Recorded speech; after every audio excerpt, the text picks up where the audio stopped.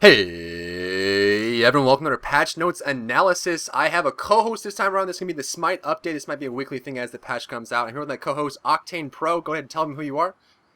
Hey guys, how's it going? I am Octane Pro. Some of you may know me from streaming on Twitch TV under the Smite category. Furthermore, I am the operations manager and owner of an up-and-coming site that'll be coming to you guys shortly called SmiteReplays.com. So welcome to the Smite update, and take it away there, Drybear. So what we're going to do here is just kind of go through the patch notes. It was kind of a big patch. A lot of things went into this one. There were some spectator changes, which you, as the end user, really won't see for a while. There's going to be kind of super delayed. It's really going to be just media and people that are using the spectator or anyone that's casting a tournament is going to be involved with that. We will go through those as you guys will have a replay or demo functionality available to you. So if you want to go in and watch any replays. And now what it used to be before is it wasn't denoted on the stats page whether you can view a demo. But if any game has been viewed by a spectator, it actually saves a file on the server side which you can view as a user. So we'll go through that as well. But go ahead and start off the patch notes here and we'll start talking about this. Sure, no problem. So in this upcoming patch that we just received today, January 24th, we received two new skins. First skin was Guan Yu, Master Guan Yu Fu. And finally then we also had Ra, which is the Solar Eclipse, which is the Facebook exclusive.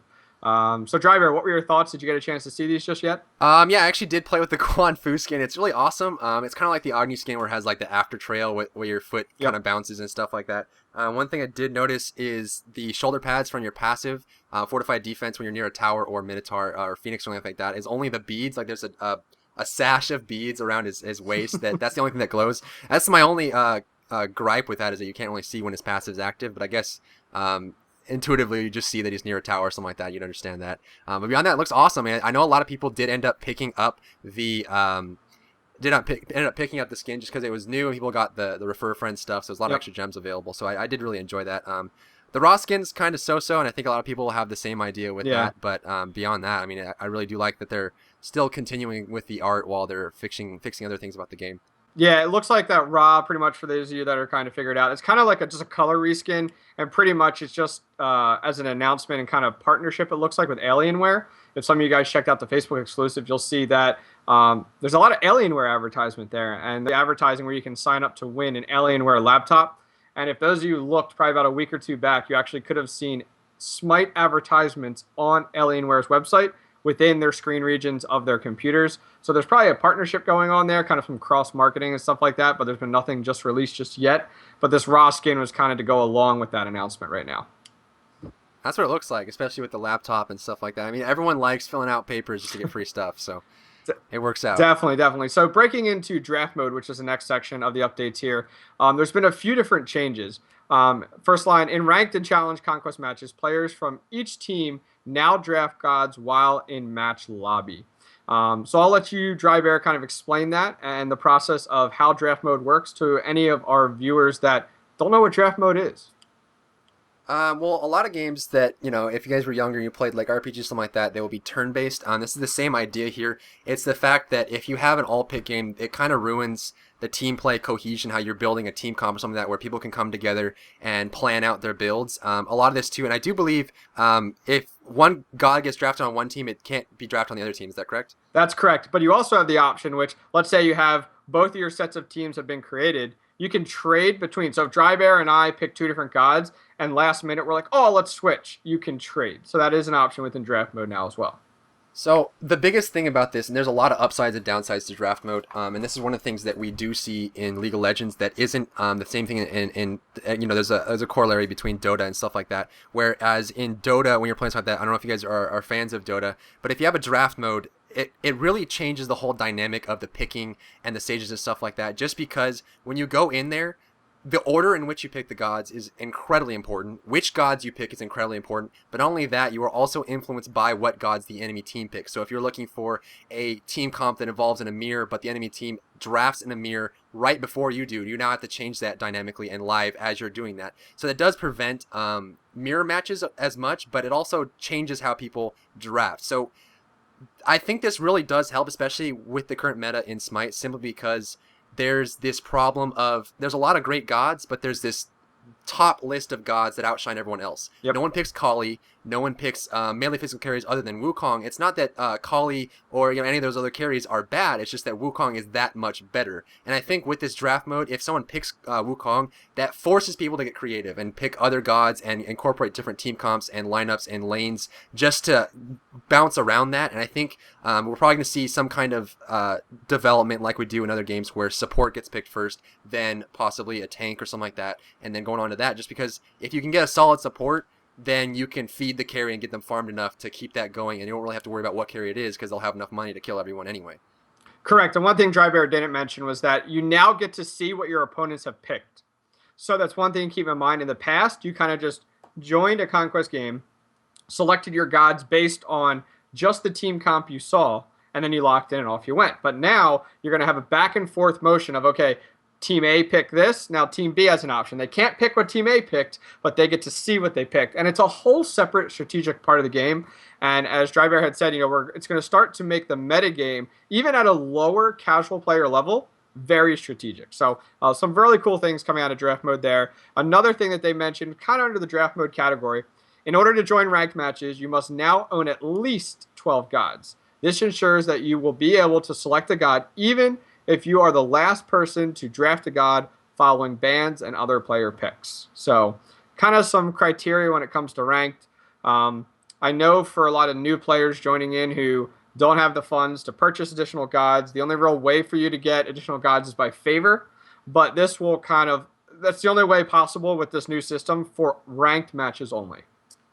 Well, the benefit of this is when you first make a Smite account, you'll have the 5 base permanent gods. You'll have Ra, Kali, Ymir, Artemis, and then Sun Wukong. So you already start with those 5, but there's also going to be the 5 rotated free gods. So starting out, you'll have 10. So I think to reach the 12, all you need to do is buy 2 gods and own those.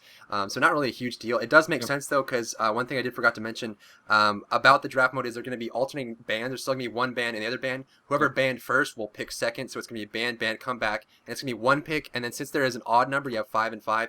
You'll see 1 pick, then 2 picks, then 2 picks, then 2 picks, and then 1 pick. So it's like an odd, even, and it bounces around. So if you get to pick first, you only get to pick 1, which makes sense because you're getting the most valuable pick out of that, which goes to the enemy team. They can then resend by picking 2 characters, and then it'll go 2, 2, 2, down to 1. If you guys played any of the other matchmaking games that do involve draft mode, it's very similar. It's going to be just like that. But this does change a lot of things, but it also will be part of the more official ranked queues rather than the casual involvement. Correct. Next section, which is a huge section, and I'm not going to read it all, but I'll definitely sum it up. So teams have been added into Smite.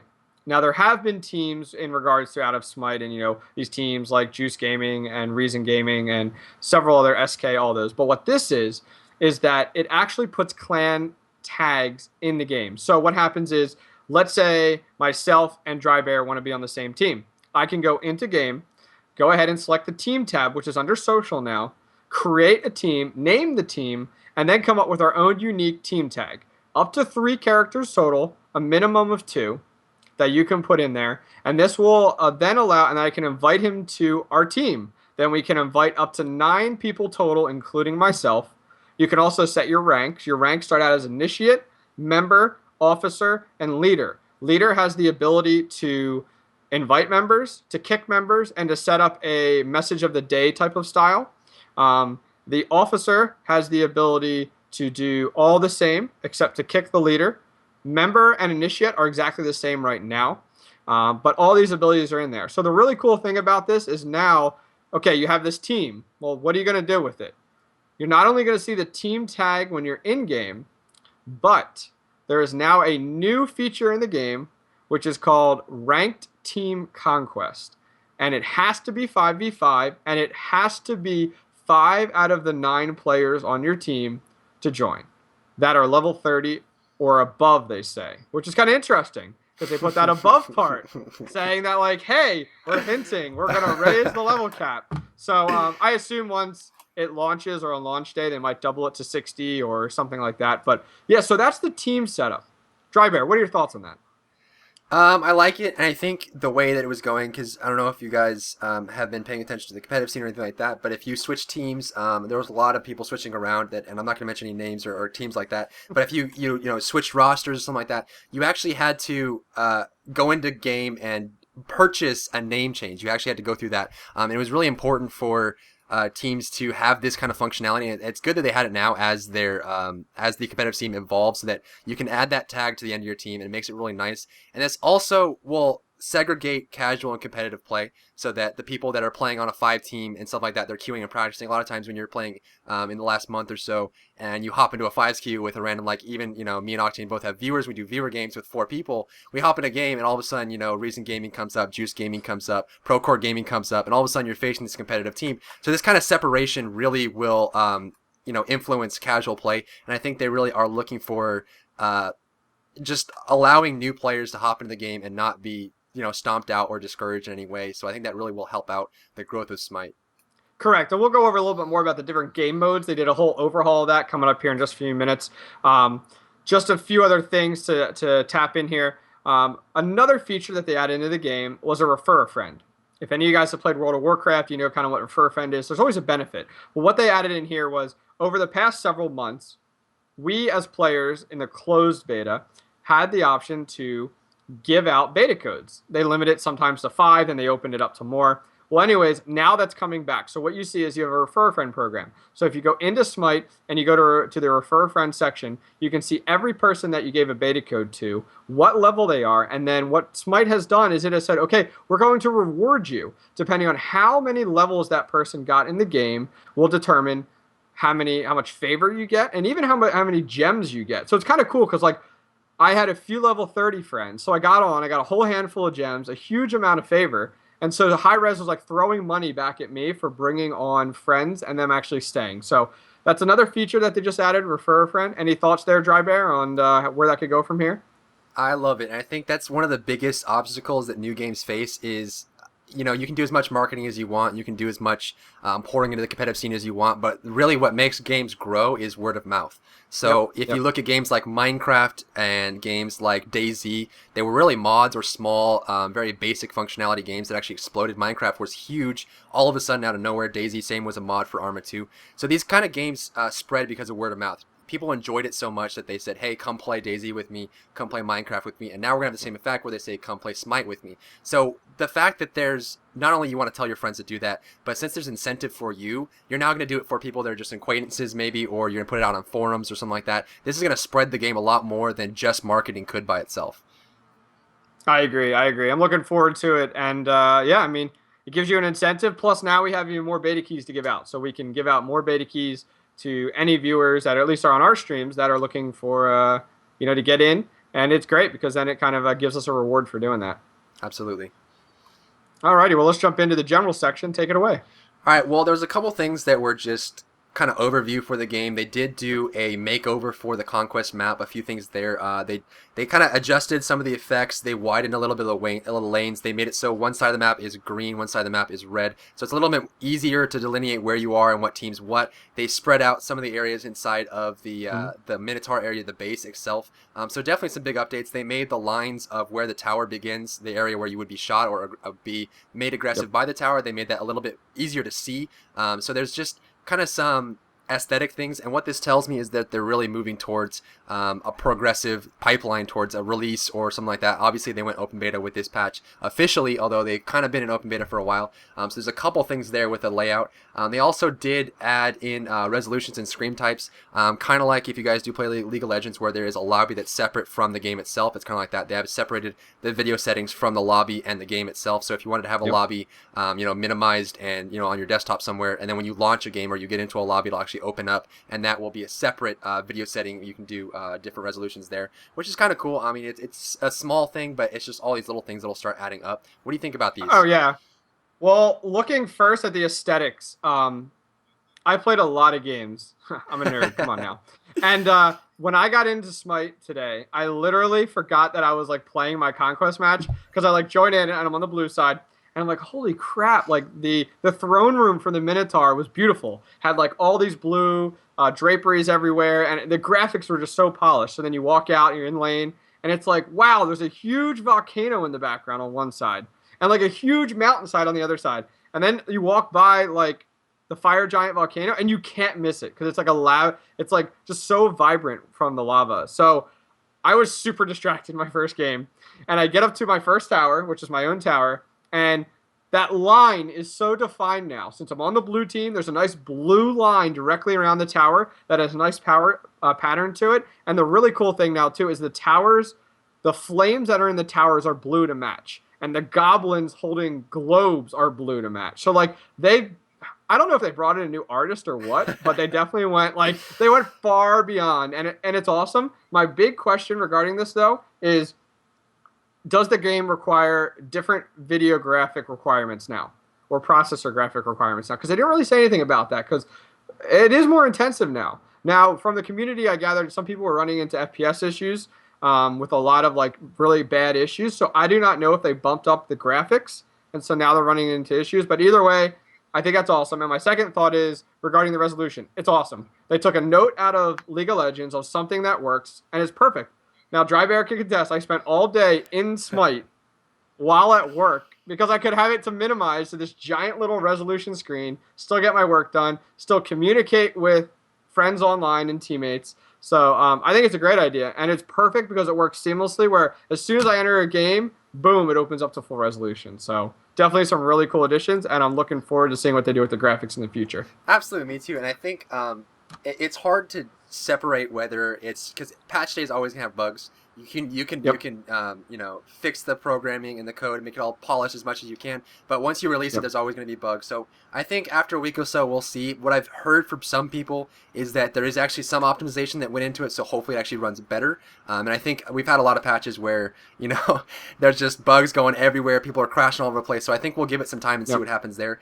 So definitely, and I do enjoy the fact that there's definitely this huge separation between the sides of the map, and I think that's one of the biggest things that Dota really has is the fact that the terrain itself is so easy to recognize what side of the map you're on, especially Heroes News as well. Yeah. You have both sides are just so easy to tell, whereas with a symmetric map like Smite's map, it's a little more difficult to tell, and I think this will help out spectating as well. I know a lot of times if I do, I've been doing shoutcasting, if I do like a 360 pan on a character, I'm like, oh wait, is there a team? All right, I'm on this side now, so you have to figure out where you are. So definitely adding those tactile and visual cues really helps that out. And I like that the line around the tower is raised, so you can easily tell where that is. It allows more taunting, so you can stand there and point at people. And I really do enjoy the resolution as well. I think it really will help all that kind of stuff, especially for people. I mean, I don't know if it'll be completely utilized at the commercial level, but definitely for people like me and Octane, where we have to in and out a lot of times when we're doing stuff like that, it really does help where you don't have to alt tab and wait for all that and all that kind of stuff. Agreed. So now the play screen is arranged into 4 tabs, and we did touch on this earlier where there's going to be practice, casual, competitive, and custom. So now the casual and competitive custom categories are now created. We're going to separate the casual and competitive. I think they did make it so you can't, that's the next point. But they only allow teams of up to 3 players, so now you can no longer 4Q anymore. This was originally, I think Hi-Rez Travis was the one that originally touched on this, said he really didn't like the fact that 4Qs were there. And this is kind of like a really, really short introduction of rating systems. The systems that are in LoL are very difficult to use. If you guys play StarCraft is better matchmaking because it's easier to match up player to player. But to make it even for 5 people is very, very difficult. So when you start adding players into clusters, one thing that Dota does is they'll make it so if you have 4 players, you get queued with another group of 4 players to make it as even as you can. But it's very difficult to match large groups of players together and make it even as far as that goes, especially if you have competitive teams. So they took out the 4Q for casual, and all of the 5 Qs will be separated into the competitive tab. So what do you think about this? I really like it. They're starting to separate out the game. The big problem for me with the last few patches is that, and I really didn't like it, especially coming from a StarCraft 2 background with shoutcasting and tournament organizations myself, was that all of a sudden they went, okay, we're going to put a huge line on the far right side of all the players and go, okay, anyone who's 30, you can go ahead and play ranked. Anyone who's not 30, you're off to the side. And it's like, what? And it just drove me nuts because I don't think they looked at it. And you have to remember, for anyone watching this, casual players make up 99% of all the players in the Smite community. I've talked to Hi-Rez about this. It is 1% of the competitive scene. 1%. That's it. So when you're looking at this, casual players need to have the ability to differentiate their play and to be able to play casually. And just as you said, when you had 4-player queues, You would have four organized individuals going and getting one random person in queue and then getting thrown into a match. It was not enjoyable for the four people that were organized together, nor was it enjoyable to have one person in there who, if it wasn't doing very well, would get trolled beyond belief. So I think this is really, really good, and we'll get more into detail as to what category each type of game style comes and kind of falls into, because I think it's important, because it is a little confusing at first, but once you take a look at it, it opens up a little bit more. Absolutely. And I think the separation is really going to help. And obviously they have a lot of work to do with the matchmaking system and all that kind of stuff. So it's all in the future, but this is definitely a big step of separating that out. So the next part here is they removed the Mana Core. Unfortunately, the Mana Core is gone, guys. I know it really is a self-esteem boost to go in and fight the Mana Core and kill him 100 times and then go in. So what they did is they actually replaced the Mana Core with Ra. So it's going to be Ra in there. Currently, the AI for Ra isn't that great. He does use some of his abilities sometimes. He moves about a little bit more than the Mana Core does, but it's nominal. So I think they've mentioned it in their patch video that they are going to try to improve the AI for Ra so that, for a new player can come in and actually face a real character. Obviously not the Mana Core that'll just sit there and stare at you with his death eyes and do nothing. So it kind of introduces new players into the game and actually does fulfill the title of practice mode more than just it was before with the Mana Core. Yeah, last patch they revamped the jousting option and the entire map, and it was really cool. It's got this whole like Renaissance look to it. It's a lot more fun. You're cheering, stuff like that. I like that they're putting Ra in here and that they're going to be adding more improvements. Just a few ideas that I think in the future we most likely will see more gods, and it would be really cool to see a skill level for that AI that you could adjust. So as a new player, it could be easy. As an advanced player, you can make it hardcore mode, so that's very, very good. But I think this is a step in the right direction. I agree, and I think that'll really help people who. And the thing, this is something that I've touched a few times. For those of you who follow my channel, know is that the fact that Smite is a third-person MOBA and is on the Unreal Engine, they're going to attract players who aren't necessarily MOBA players because of the separation. And since Smite is so unique, it's going to attract players that don't have a history in MOBAs because it's so different. So there really has to be this kind of bridge that helps the people that don't have a history in MOBAs or arts to hop in and start playing Smite, even though it does have a huge fundamental foundation in MOBA style play. So this will really help out if you can go up against a practice mode, kind of like in Super Smash Brothers. You put the CPU to 9 and you practice, and then you go online and you beat everybody. It's going to be just like that, and it's going to really help you to just evolve as a player before you jump in and two people dive you on the tower and kill you. You don't understand what just happened. Yep, I agree. And also the next thing is the end match screen. This is kind of a small thing. The end match screen has been updated. There's two different types of scoreboards. One of them is kind of like a vertical effect. I don't know if you've seen this, Octane. It's like at the very end. If you looked at this scoreboard, it's like a vertical thing. It's kind of like what you'd see on the stats page. So maybe they're trying to make a corollary there. And they also added some extra accolades, like the accolades you got. Kind of like if you play Call of Duty, how many times you got a double kill, how many times you got a triple kill. That'll be on the end. So definitely improving the stats screen. What I really do like about Smite is the fact that they have those little animations at the end that make it kind of personable and enjoyable, and then adding all this extra stuff and the accolades really makes it kind of like you finish a game and you're proud of what you did regardless of what happened. Yeah, the accolades kind of like ching in, like the ching, and it shows up for you and everything like that, and you get to see it. And it's kind of the introduction of like an achievement system and reward system.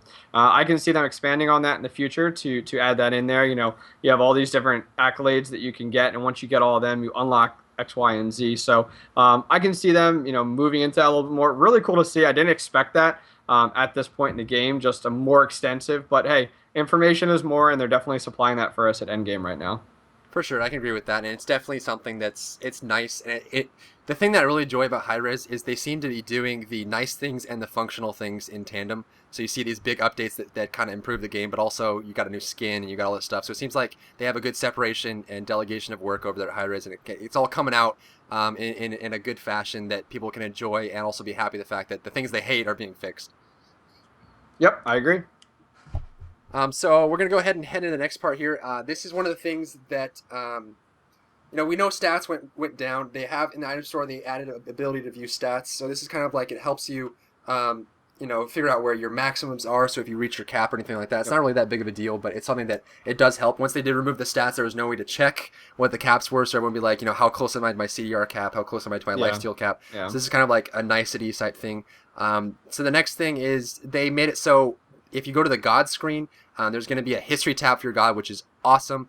You really can look at it, and it's kind of like in other fighting games, where you look at particular characters and how well you do with that character. It's gonna be the same thing here. You go to Sobek and see, it shows win, win, loss, loss, win, loss, win, loss, and it shows your history. And you can go to the stats. So this really helps people figure out, what am I the best at, what am I the worst at, and really helps quantify how you're playing the game, and really makes it more involved as far as the stats go. Yeah, no, I mean, I think it's good. They're definitely getting more in depth for you as a player to start tracking kind of your progress with each god. So I'm really happy to see that. Once again, it wasn't something that I was thinking that they would be adding in right away, but it's really, really nice. And I feel like they saved up a ton to throw into this patch, hence why it's so extensive. But there were a lot of things that I think not only surprised me, but everyone else. Oh, absolutely. And I think there's a reason why they're calling it their open beta coming out party. So for sure, there's a lot of things in here, and we actually have a lot to go here. So let's go ahead. The item tab now works on the god screen. This is something that people were asking for quite a while, and we knew it was coming, but it wasn't a necessity. It wasn't something that we had to have right away, but it's nice. So you can look at the items when you're at the god screen. It really does help figure out. A lot of times if I'm looking at a build or I need to tell someone about an item and I'm not in a game, I'll just go to like Smite Fire or a different website to see what it looks like. But it's nice that that's in there. Yep, I agree. They changed the fire giant buff. This originally was a static regeneration for the HP5 and MP5. This does give physical power and magical power, and originally gave 30 HP5 and 30 MP5. This is now a scaling based regeneration. This will give 3% of your health and 3% of your mana every 5 seconds. So this is like kind of a big buff. So this makes fire giant more relevant late game when you're at those stalemates and you're over the hour mark, and you have a lot of HP or a lot of mana, and the regeneration just doesn't cut it. Yeah, no, I agree. I mean, this definitely allows it for the health there. This will be super helpful. Fire Giant is pretty influential now. My last stream I just had was beating the team, full out towers and everything. Fire Giant was taken super late game, 45 minutes or whatever. And it turns the tides now. It's so super impressive how well it does, and the sustainability that it allows people to now have in lane right after they get this fire giant. So I'm really happy to see it. We need more things like this in game to stop the stalemates from occurring. Absolutely, it's the step towards preventing that turtle where people just sit and stare at each other and they can't finish the game or anything like that. So it does help that out. The next thing is challenge matches will now launch in the region of the match creator. So this really does help. A lot of times if you guys watch other competitive games, if there is a match between someone, let's say there's a team who's American and a team who's European, a lot of times they will switch servers. So if it's a best of 3 or best of 5, the first match will be on American server, the second match will be on European server, the third match will be on American server. So you kind of switch back and forth, and that helps work it out. When there's randomness, I mean, obviously if you're playing an online game that's competitive and you're lagging, that's one of the most frustrating things in the world. So definitely as far as tournaments go and competitions, the challenge matches will now be able to choose exactly what realm they're going to be in, what region they're going to be in for that match, which helps set up fairness as far as people, complaining about lag issues. Yeah, definitely. I mean, I think it's really good. I know like the My Revenge EU tournament runs into this a lot, with a lot of teams from North America. So this will be super helpful. Oh, absolutely. And they also fixed an issue with the back button in the in-game browser. It's kind of nominal, but I'm glad that they're paying attention to that kind of stuff. The player stats web pages will be available under the stat screen, so they're making that more inside of the game. I think even from the beginning of the open beta or the closed beta a long time ago, they've always had that web browser inside, and I think that's always been a goal of theirs. They've been kind of adding to it every patch a little by little. So hopefully, in a year from now, we'll have everything inside where you look up a build for a character or you look up stats, and there's just never a point where you leave the lobby. You're always in there, which is pretty cool. They're also making it so that jungle camps start slightly weaker and escalate. This makes it so it's not so difficult for certain setups. A lot of times we've seen, especially in the last weekend of tournaments, there is a certain setup where if you don't have a tank with Mark of the Vanguard or Hand of the Gods, you only have 2 people. A lot of times characters will take a lot of damage taking down a camp. I know a lot of teams where they have a lane that has a tank, and the opposite lane has like a Ra as a support. Having that Ra as a support and a physical damage dealer, they don't have someone tanky enough to take the damage from the buff camp. So a lot of times the Ra support will have to go home after giving the buff to his physical partner and then have to come out. So definitely reducing this down kind of levels the playing field and opens up more support options. Yeah, it's really interesting because as the game escalates, as it says, it's going to get more and more difficult. So as you approach your mid to late game, you're not going to jump in solo on a buff and just take it out so quickly. It's going to take a little bit longer, and it's going to be a little more difficult. I'm eager to see if this is just a test run for their towers. I wonder if they would apply something like this to their towers and allow towers to escalate not only their health but their damage as time goes on. Just something I thought about. But either way, Jungle Buff, really cool idea. I'm really happy with it. The tower thing too, and I know a lot of people are wondering if they're going to adjust, especially the mid tower is kind of the point of focus, is that, you know, if you leave your lane once and you didn't push the lane far enough before you left, a lot of times you'll lose a tower before you get back. So I know a lot of people in the beta now are wondering what they're going to do about that, or if they want to change it, or they want to keep it in the meta, or how that goes. So that certainly could be an option for towers as well. So that concludes the general section. Do you want to go and hop into the spectator changes? Sure, there were a ton of spectator changes. We won't go through every single one, as some of them are just pretty typical. But they made some really cool adjustments to spectator mode. Not only on the in-game parts with rewinding, forward, zooming, so on and so forth, but they also made some changes out of game. So when you are, let's say you're playing in a tournament coming up, you play in the tournament, it's casted, and the tournament ends. You can go to your match details for one of your games, and now you'll have a little button. It's like a TV. It looks like a little TV button on the stats page, and it'll say like watch replay, and you can click on it, and it will launch the replay for you in game, instantly.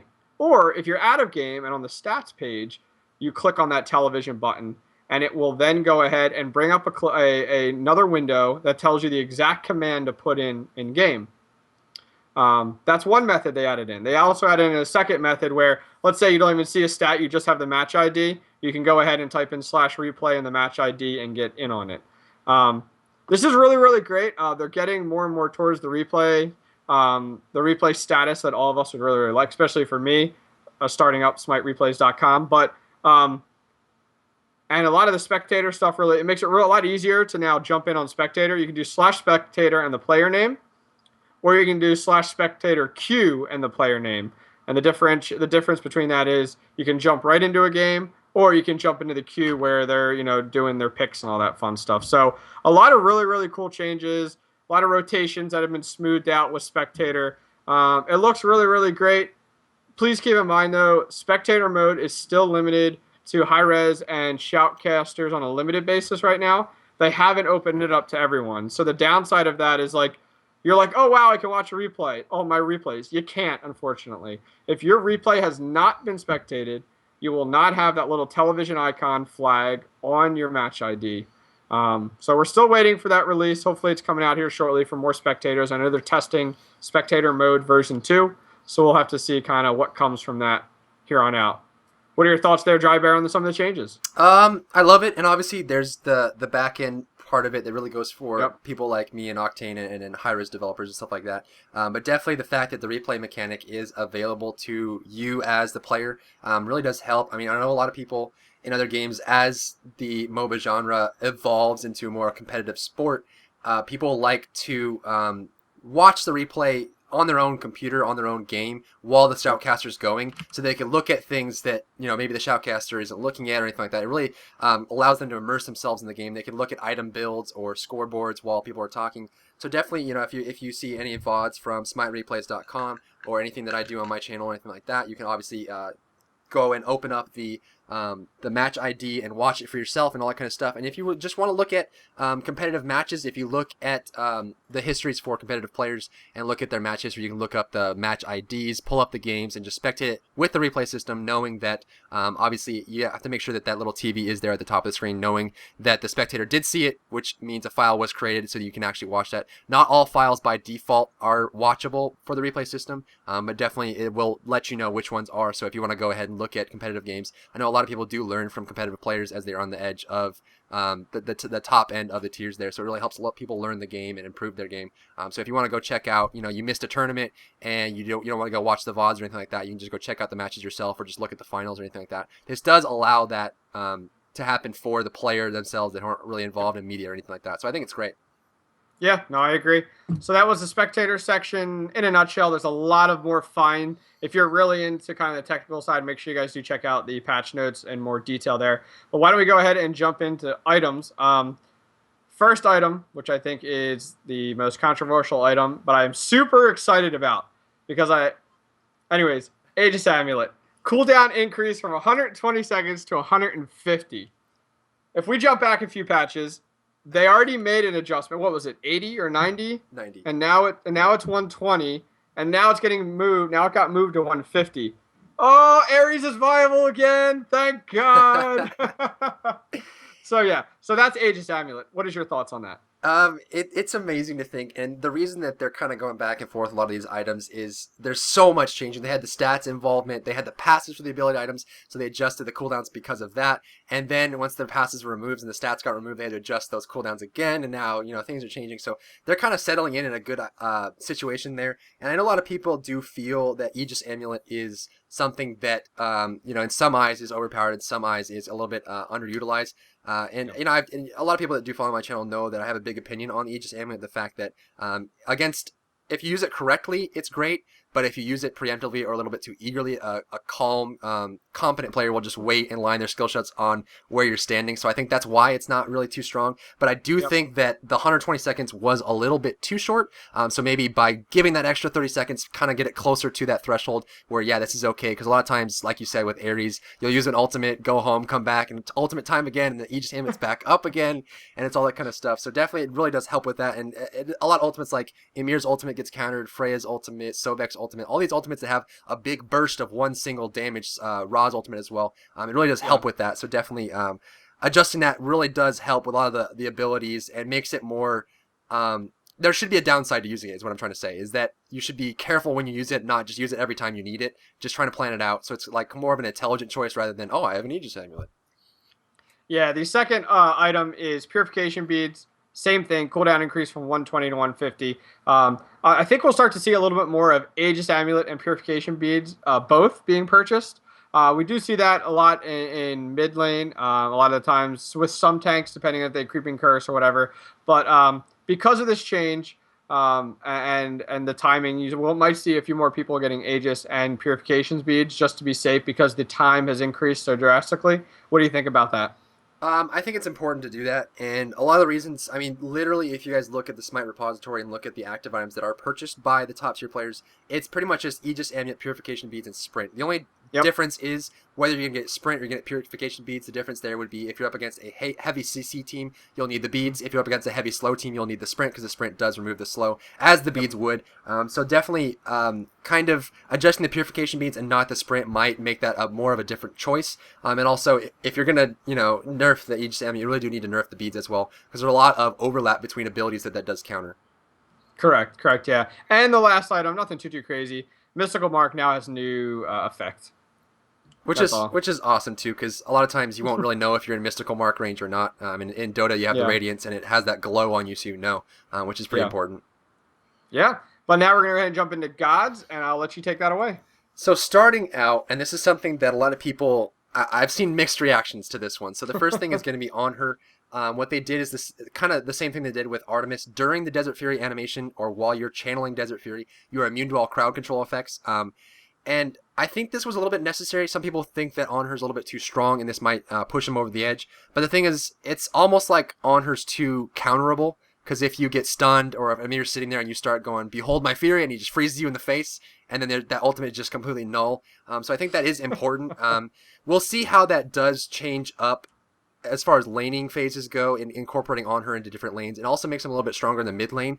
So I don't really know.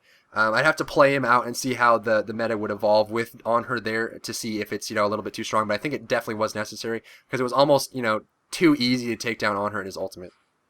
Yeah, Honor months back used to be quite a viable mid, actually.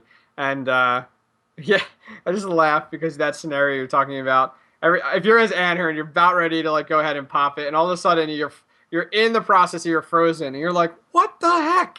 Are you kidding me?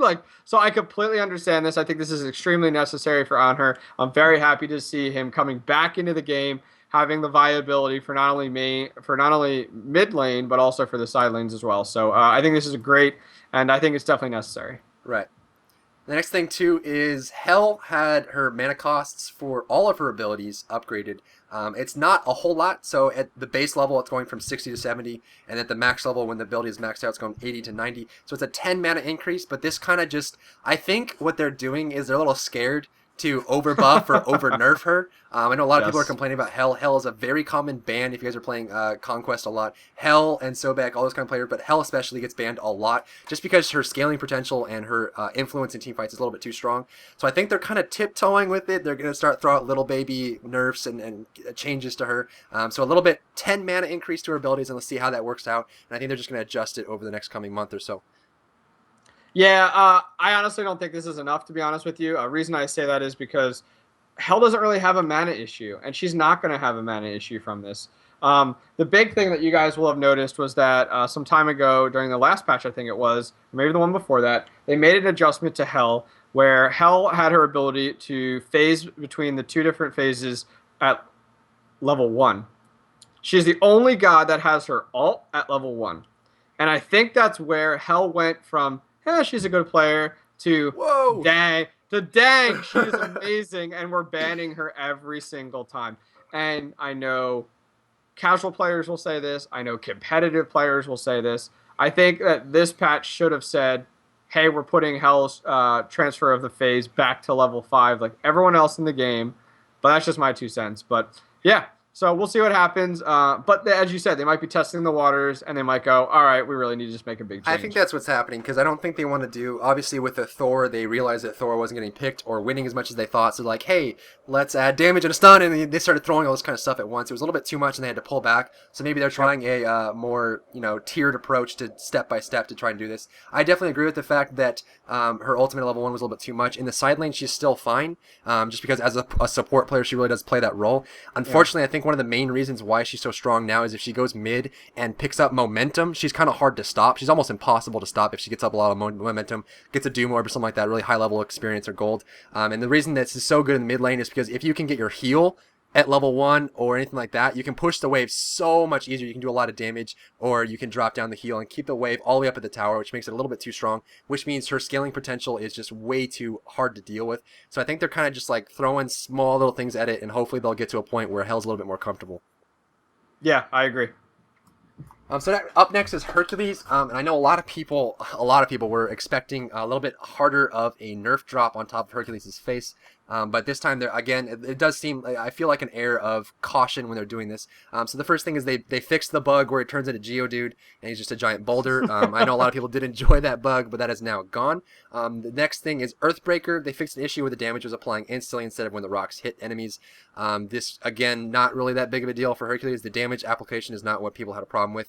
And then the biggest thing about the change in Hercules in this patch is the fact that Excavate, his ultimate, the radius has been increased by half, so it's a little bit longer on the landing location of the boulder. The boulder is a little bit bigger, and also the damage reduction from subsequent hits, not only from the first hit, but also when it's rolling, has been completely removed, so it'll do full damage on the first hit, and then all subsequent hits will do the same amount of damage. So this makes his ultimate a little bit better. His ultimate was pretty subpar, lackluster. A lot of people didn't really, enjoy using his ultimate. It was really there just for the knockback. So now his ultimate's a little bit better, but that it still doesn't fix the problem that a lot of people do have with Hercules. So what do you think about this? Well, I'm very happy they fixed the Geodude issue. I saw that the other day, and I was like, what is going on? I'm like, but then all of a sudden he would just walk into me, and I would be getting hit by it. And I was like, what? I was like, I don't understand. I hadn't seen that until then. Cutting down to the more important things, though, I'm really happy that they actually made an adjustment, almost a buff style, to his boulder. I felt it didn't do enough for an ult, and the boulder in relation to the lane, I don't feel is equal and sizable and proper, because I would just feel like you throw the boulder, people just swerve out of the way, and off you go. And so to now see that, okay, they're making an adjustment. Oh, if it hits. You're gonna know it. So I'm really happy about that. I don't even know if that boulder should be his ult. I mean, his throwback or his stun. I don't know. It could be like a throwback stun combination could be his ult. I don't think Hercules is done yet, but I'm hoping they can make a few last adjustments to him in the future patches. Well, I think the big thing, too, is since they have such a small amount of gods and since they are new to this kind of game, they're going to have to experience a lot of this. And I think the more archetypes of characters they fit through and realize how to make that type of archetype fit into the game, that when they make another one that's like Hercules in the future, they'll understand how to do that better. And it's just a learning curve for them as a studio that's trying out the MOBA art style for the first time. So I think it's really a good process for them. And I think they're going to, The thing about Hercules is I think his mid game and late game are fine. He falls into this tank role, which is really powerful. I just think the biggest problem with Hercules right now is the fact that his laning phase is too strong. So if they can find a way to adjust that where it doesn't nerf him too bad, but his laning phase is in the point where, oh, Hercules is here, I'm screwed, let's just sit at the tower type of thing. So again, it's kind of that tiptoe aspect to it. Yeah, no, I think that's a good point. So let's go ahead and move on to the rest of the guys. Can you go ahead and take it away here? Yeah, sure. So Zablanc had the base attacks per second has been reduced. So there was a nerf here from 0.91 to 0.88. I'm very thrilled about that. Dead of Night. Anytime he kills an enemy, he gains 5 physical power permanently, up to a max of 30 physical power. So this is an adjustment compared to the way that Dead of Night used to be. Now it's regardless of how he kills the enemy, he's still going to gain 5 physical power permanently, and that'll max out up to like 30. So if you guys aren't aware, think of like a Heartseeker. It's kind of the same thing, but and that's kind of like how that works in regards to, kind of like stacks up. Finally then, Rising Jaguar, physical power contribution has been reduced from 40% to 20%. And I think it was definitely needed. I would be Sobek or Ymir and have also as Zablanc on me and just melting me like ridiculously. So I completely understand. Zablanc is a very good character to play. I think Zablanc's almost there at being perfected perfectly in game, but I think these nerfs were definitely needed. What about your thoughts on that? I totally agree. And the thing is, when you look at the concept or the gameplay of a character, if it doesn't feel right, it feels disjointed. There's things that don't really line up. There's kind of that disconnect when people play it. So a lot of Xbalanque's abilities and how he was involved in the game were different. I think a lot of people were like, you read the first ability, you get excited. Second ability, you get a little more excited. Third ability, you're pretty excited. He jumps in the air, and then the ultimate, you're like, wait, passive has to, during the, what? I have this little like 3-second window where I have to get a kill to get that passive. So definitely I think it was kind of silly to make it so it was during the activation of his ultimate, because that shifts the use of his ultimate away from as a team fight presence into, I want 5 physical power. So you have to use it at the very end when you're about to get a kill. So I think that makes it into more a team fight ultimate, which is really what it should be, more of an initiation tool than anything else. So I do agree with that. The attack speed was a little bit too high, and I know he did have ranged issues as far as the range that he could shoot in the last patch as well. So they're adjusting him with that. And also, the Rising Jaguar was a necessary change, and this is the second nerf they've done. The Rising Jaguar used to have a scaling effect where it would do 50% bonus damage if they were affected by poison darts. Now that got reduced to 30% bonus damage if they're affected by poison darts, and now the Rising Jaguar's contribution is reduced from 40% to 20%. This makes it more of an early game combination rather than a late game combination, so he falls into a physical carry role rather than I'm going to drop you with my combo and then finish anyone else off. Because Xbalanque's laning phase was very, very strong if used properly, and then late game he falls into this role of I'm so far from all those kills I got. So fixing the passive so it's more it fits with his character and something that you can actually utilize in your gameplay rather than, oh, I remember that one game where I got a stack once. So it's like it really does improve him as a character, and I think this is really helping him out. Yeah, I think the combination of a Heartseeker and now his passive are going to be quite deadly. So a lot of people are like, oh, the nerf. Well, hey, there kind of was a little buff in there.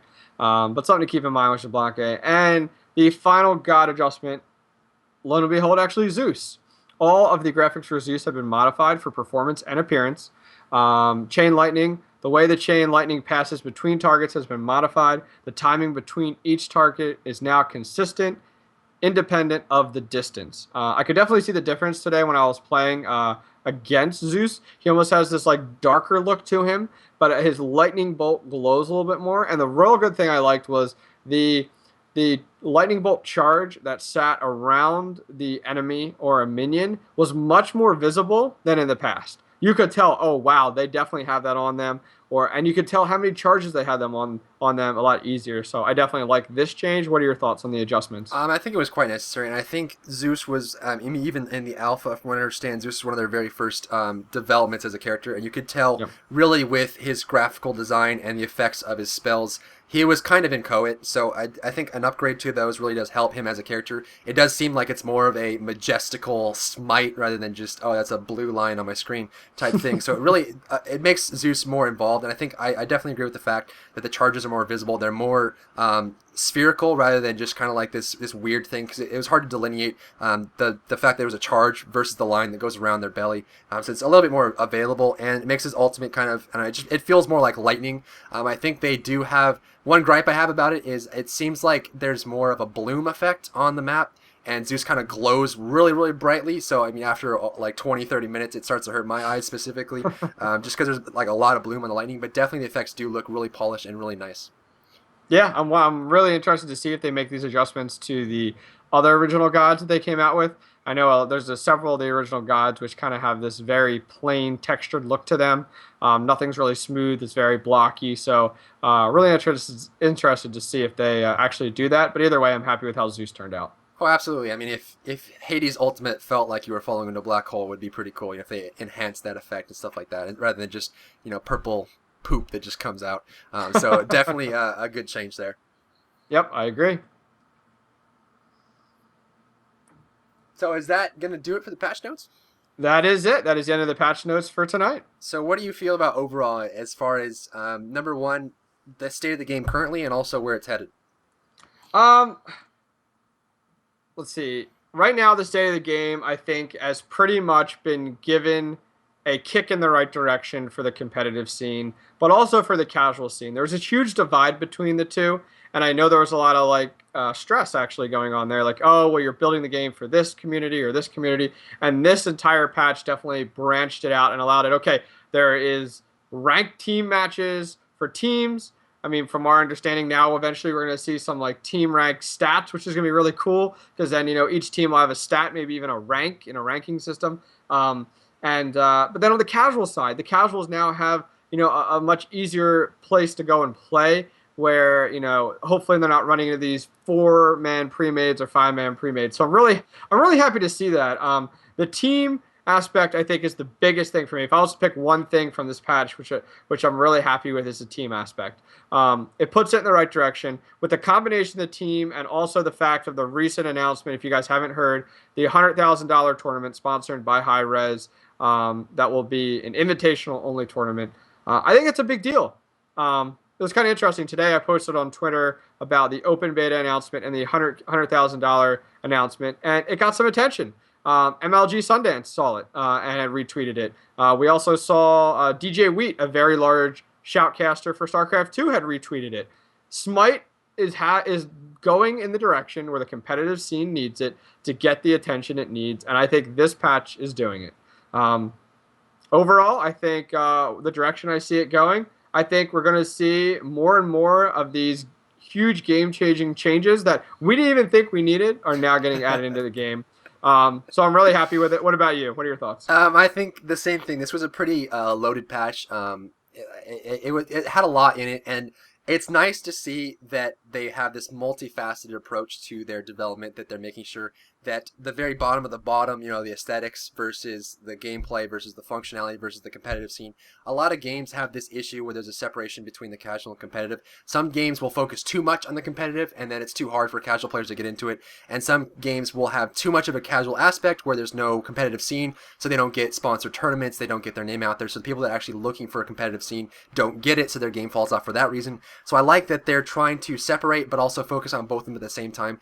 We saw with the change to the practice mode allows people to get into it easier. The refer a friend brings in people and then keeps them hooked. But they're also adjusting the spectators, so media people like me and Octane here can cover that. The tournaments get covered effectively and are more enjoyable to watch. And also the competitive players enjoy the game they're playing. They're adding the team aspect, so now it's more of a environment for teams to come in and really kind of settle in and play Smite as their game of choice. So I think this is really important, and the fact that they have the refer a friend and the competitive aspect and the casual aspect really will be this trifecta that really help get Smite out there and make the final push. And I really do hope that this continues and will allow Smite to emerge as the game that really deserves to be. Yeah, I agree. I'm looking forward to it. Well, that's going to do it for the patch notes today, guys. If you do have any questions or if you would like to look at the patch notes yourself, I'll go ahead and put that as an annotation on the screen or also as a link in the description. As always, my co-host here has been Octane Pro. I'll put a link for his Twitch TV and his YouTube channel in the bottom if you want to go check him out. Go ahead and follow him on Twitch and also subscribe to him on YouTube, as we might be continuing this in the future. And also, if you have any feedback for me or Octane here as far as the setup or anything like that goes, go ahead and put that in the comment section below. And also, if you have any gripes or complaints or excitation as far as what you enjoyed about this patch, go ahead and discuss that in the comment section below as well. And thanks for coming in with me, Octane.